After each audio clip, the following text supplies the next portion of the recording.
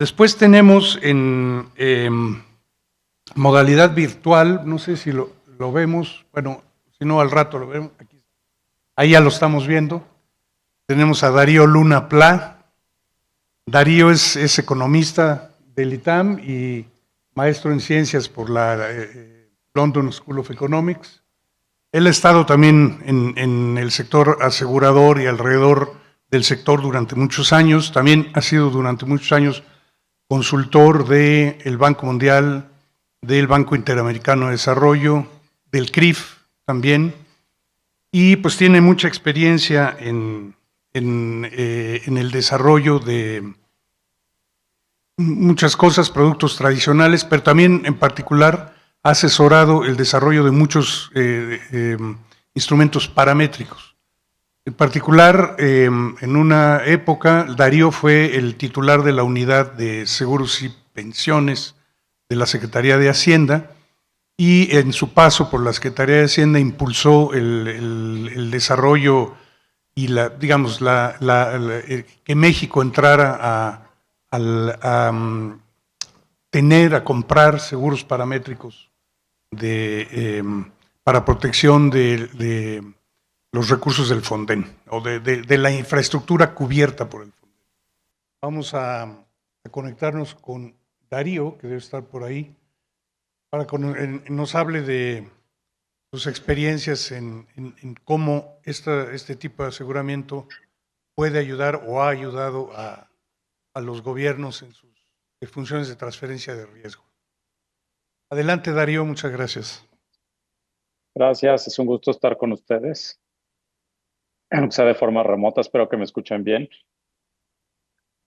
Pues yo les voy a dar un panorama muy general en 10, 15 minutos de el uso de estos seguros paramétricos en los gobiernos, en distintos niveles de gobierno alrededor del mundo. No sé, a mí me sorprende hacer un recuento de cuántos países están usando seguros paramétricos para gestionar de alguna forma sus riesgos de clima y riesgos de desastres naturales. En este pequeño recuento, digamos, de los casos más icónicos, podemos ver el ejemplo que ya se estaba mencionando reiteradamente del CRIF, donde hoy por hoy hay 22 países del Caribe y Centroamérica que tienen un seguro paramétrico o varios seguros paramétricos para distintos peligros. Ya Marco nos va a explicar mucho mejor de lo que puedo hacerlo yo, cómo funciona. Eh, el African Risk Capacity, que es otro, digamos, otro grupo, conglomerado de seguros paramétricos regionales, tiene 23 países en África. En el Pacífico hay otro pool, otro conglomerado, otra mutualidad, que tiene entre 3 y 6 países, dependiendo del año.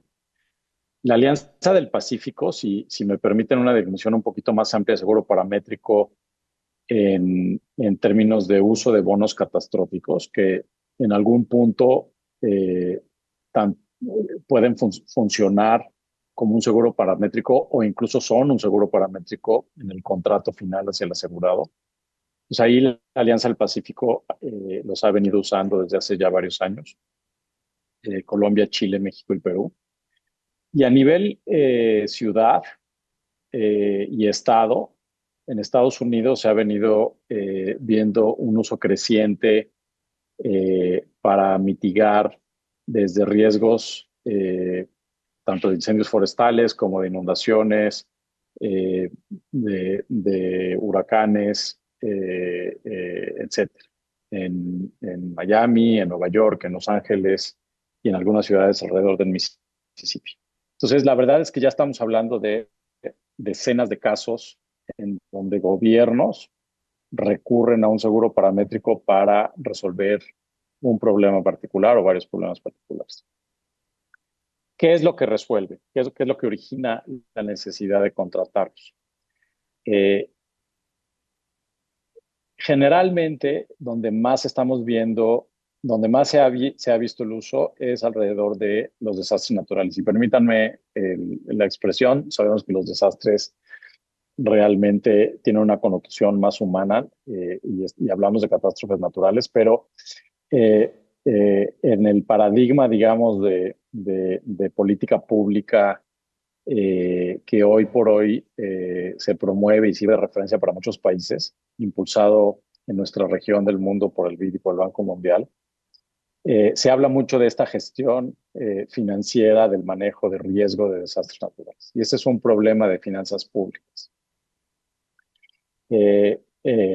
Este paradigma o este impulso, digamos, de las multilaterales, básicamente lo que promueven es usar instrumentos financieros de forma estratificada, es decir, mezclar eh, seguros con deuda, con fondos de reserva, con presupuesto propio, todas aquellas herramientas, digamos, que puedan proporcionar eh, financiamiento para hacer frente a las consecuencias de un desastre natural, se deben de prever ex ante, es decir, dentro de la planeación financiera de la ciudad, del estado o del país, eh, como una alternativa que es superior a recanalizar presupuesto una vez que ya ocurrió el desastre o contratar deuda o reaccionar, digamos, posterior al desastre.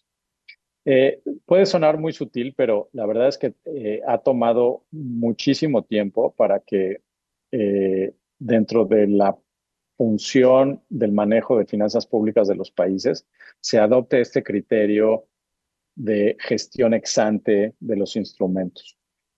Típicamente se pensaba, y sobre todo para países grandes, que las finanzas públicas realmente la volatilidad que puede aportar la ocurrencia de un desastre es baja y por lo tanto pues, los países tienen muchos recursos para gestionarlos y no necesitaban eh, comprar un seguro o planear antes de que ocurrieran los desastres cómo los iban a financiar.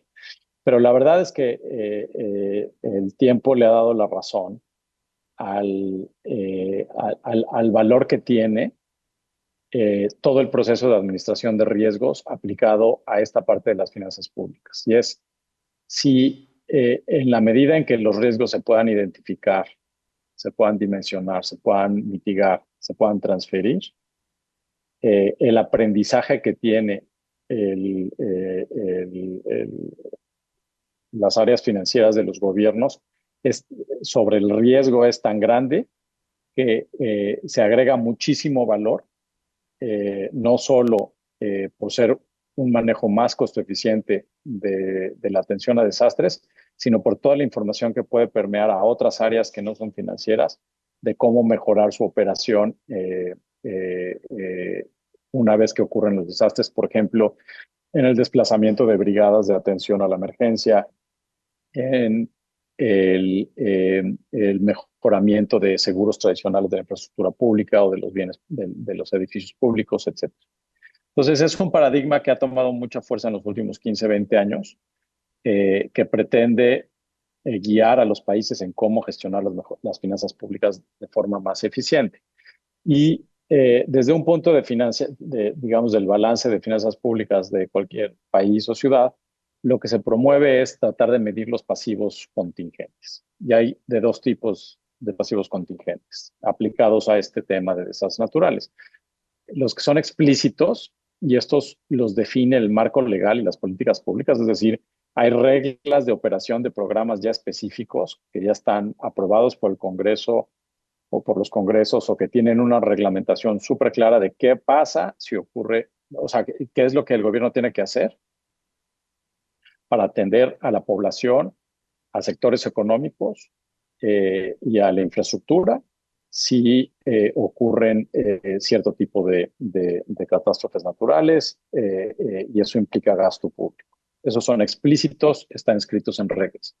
Y luego están los implícitos, que son realmente inciertos o pueden variar en el tiempo dependiendo de la gestión política del momento. Puede haber consecuencias de desastres en donde no haya una regla, una política pública, una ley que diga que se tiene que reconstruir la vivienda, por ejemplo, en situación de pobreza, pero la gestión política del momento lo requiere y los gobiernos deciden hacerlo, o incluso dar subsidios temporales a ciertas actividades. Entonces tenemos estos dos tipos de pasivos contingentes.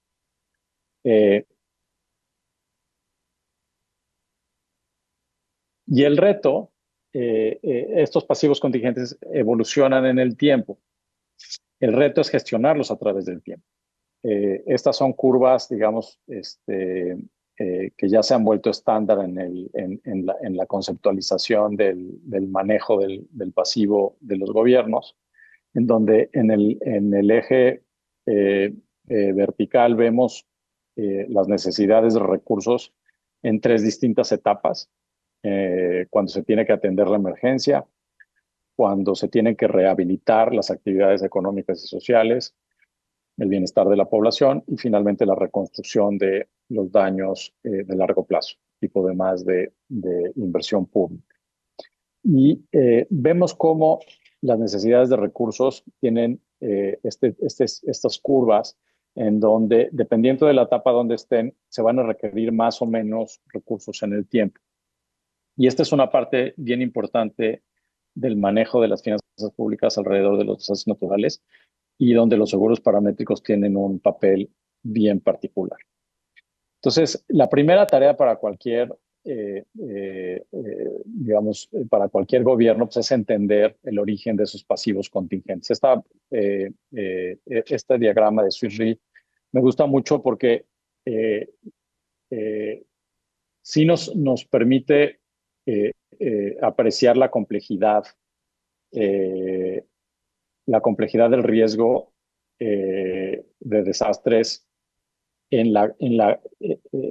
desde el origen de las amenazas, en donde pues tenemos procesos atmósfera, tierra, océanos, en donde se tienen que recoger las vulnerabilidades naturales de la región geográfica o del territorio que estemos tratando de proteger.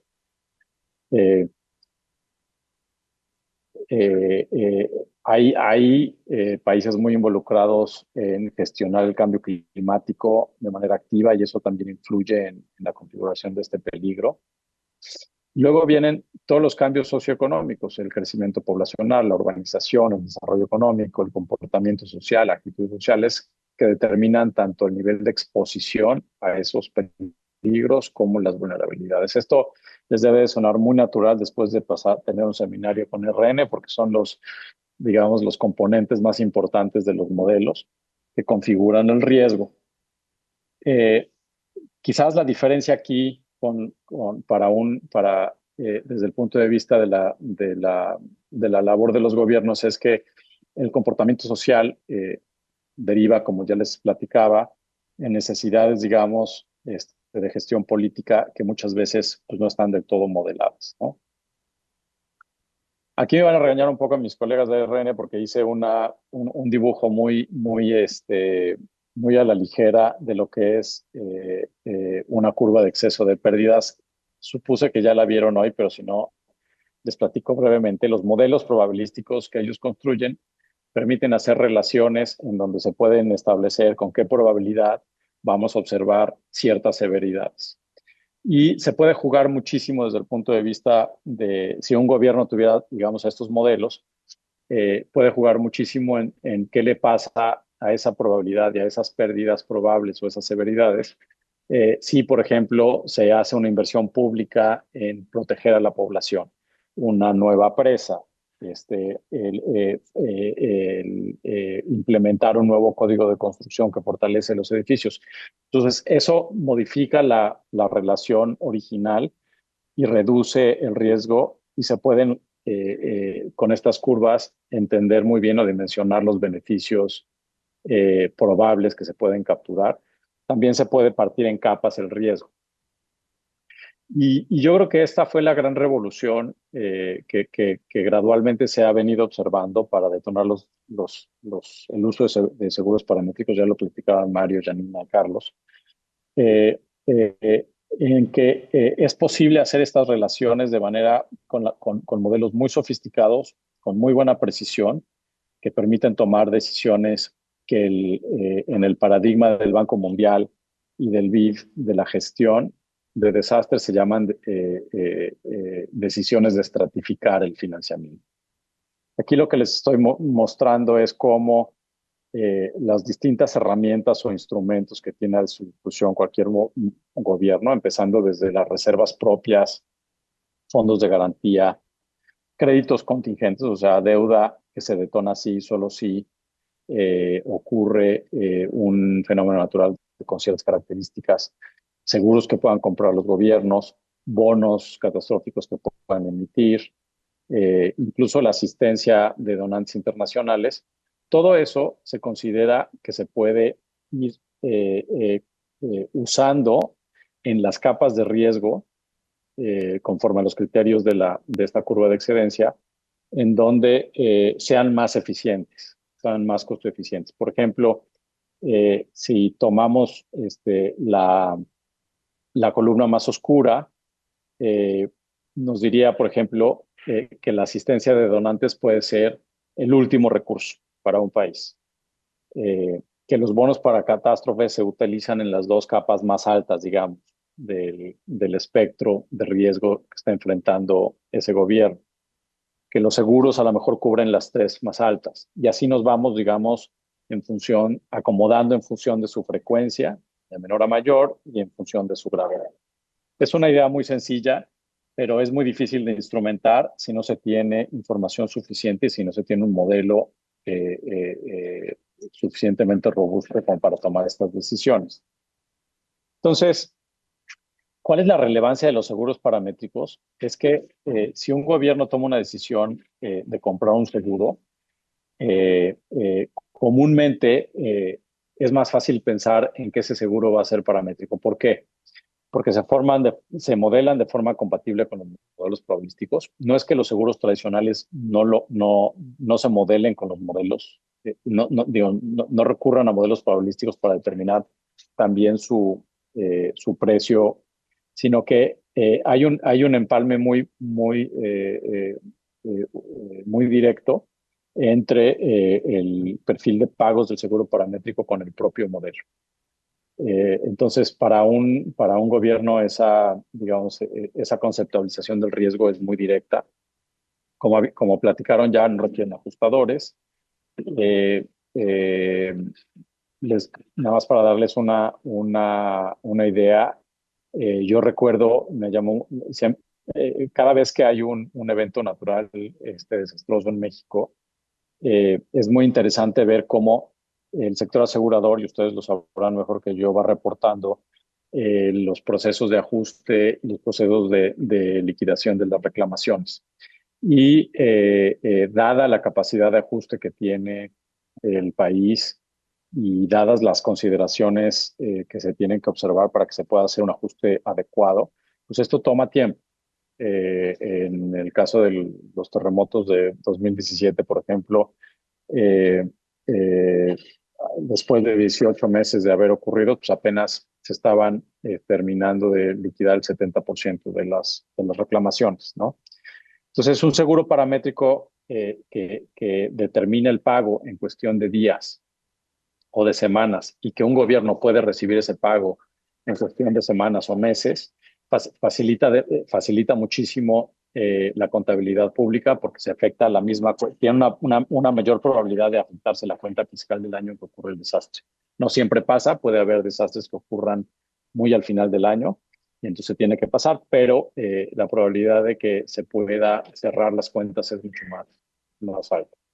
Son más fáciles de auditar, es cuestión de auditar si se detona, a través del agente de cálculo, digamos, la huella auditable de cómo tomó la decisión para determinar si se paga o no se paga, y no es necesario pues ir a un proceso de ajuste de las indemnizaciones. Y ya se habló que el reto principal es minimizar y gestionar el riesgo de base, no me voy a meter eso, ya lo explicaron muy bien tanto Yanina como Mario. Entonces, el uso ha sido muy directo y generalmente se han usado para gastos de emergencia. Eh, Quiero hacerles aquí una comparación de los tres grandes programas públicos que más tiempo han estado vigentes en el mundo: el CRIF, el African Risk Capacity y el programa de bonos catastróficos del Gobierno de México. Ahí les pongo cifras en dólares, tanto de las primas que se han destinado a esos seguros paramétricos, como de los pagos que han hecho. Y luego les calculamos las tasas de pago. Esto es súper interesante porque, uno, vemos que los tres grandes programas mundiales han canalizado importantes recursos a decenas de países, a México incluido, y que entre el 60 y el 75%, en el mejor de los casos, de las primas se regresan vía pagos. Pero lo interesante es el tiempo. Estas primas se están pagando a lo largo de muchísimos años, en el caso de México entre 2006 y 2024, en el caso del pool de África entre 2016 y 2024, en el caso del CRIF entre 2007 y 2024, y son pagos que se dispersan anualmente durante todo ese periodo, pero la recuperación del seguro se concentra en el momento, en los días y en las semanas alrededor de los grandes eventos catastróficos. Y esa es la gran ventaja y el poder de estos seguros. Seguramente Marco les va a platicar mucho mejor que yo las condiciones y los tiempos de pago.